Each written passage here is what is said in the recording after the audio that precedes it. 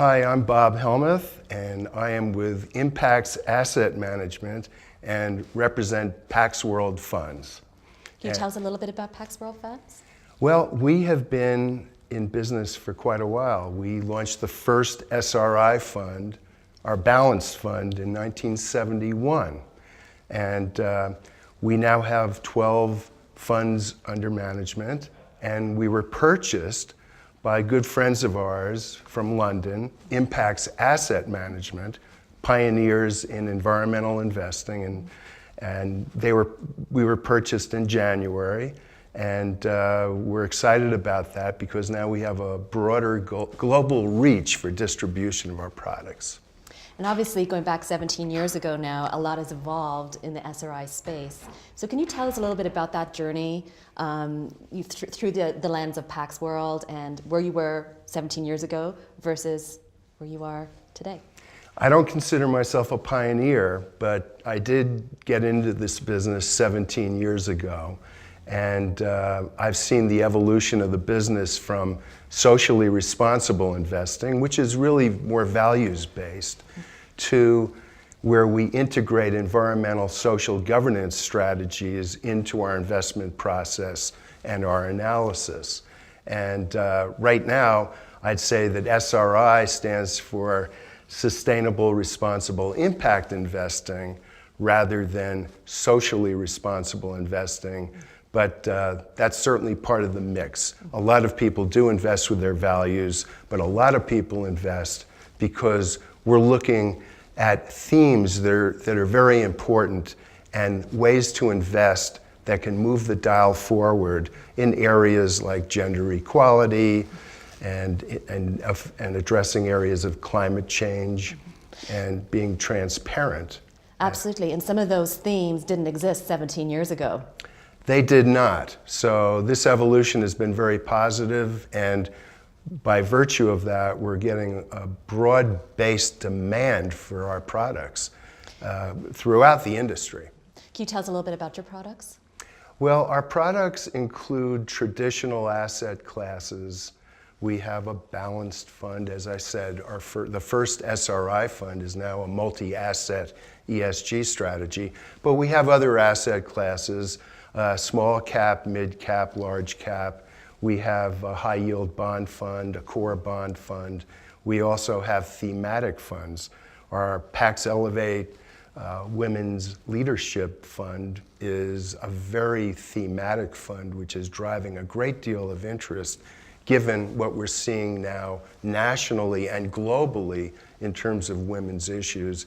And then we have our Global Environmental Markets Fund.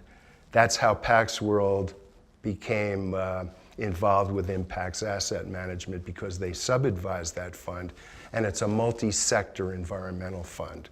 So we're really thrilled about that as another really thematic driver of things that are very important now in terms of climate change and areas of where you address through technology areas where there might be too much water, too little water, infrastructure, and areas of resource optimization. Here at the SRI conference and community, we have a lot of first-timers. You mentioned you've been here 17 years ago, and you've come pretty much every year since then. For the first-time attendees of the conference, what words of advice would you have for them? Well, the SRI conference and community is a very important gathering place for people to network and learn about this area of investing that is just becoming gangbusters in terms of its popularity and the opportunities to invest by just not investing in companies that improve life for people and make things more effective and efficient in terms of utilizing resources. But it also gives them an opportunity to meet people that have years of experience in the space and gather and be able to take what they learn here as tools in their toolbox to go forward back to their firms so that they can be more effective in doing their job roles. And basically, this has to do with integrating ESG into the investment process. And it's not just about going back to their professional community, it's also about going back to their families and friends and clients and sharing some of the messages and knowledge that they've learned at the conference. So for that first-time investor, whether it be somebody who's been investing in traditional funds for many a year and wants to dip their toe into SRI, what do you have to say to them? Well, it starts with the individual to get the feeling, and a lot of millennials are getting it because it's almost standard procedure for them to recycle and do things in a more environmentally conscious way, and also a more open way in terms of accepting diverse people and diverse communities.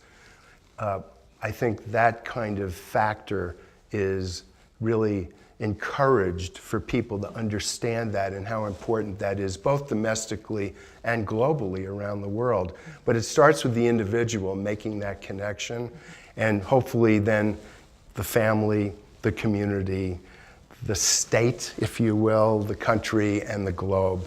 And by the kernels of information that come out of the SRI conference and community, I think that is what will ultimately grow the movement and help people, first of all, understand it through education, but then actually implement these things in their personal lives and the lives of the larger community. So this is our 29th year at the SRI Conference and Community. Next year is going to mark our 30th anniversary. Mm-hmm. So we're looking forward to seeing a lot of the same faces and new faces again next year. What would you like to see us as a community achieve from the day we leave this conference this Sunday and when we meet again this time next year?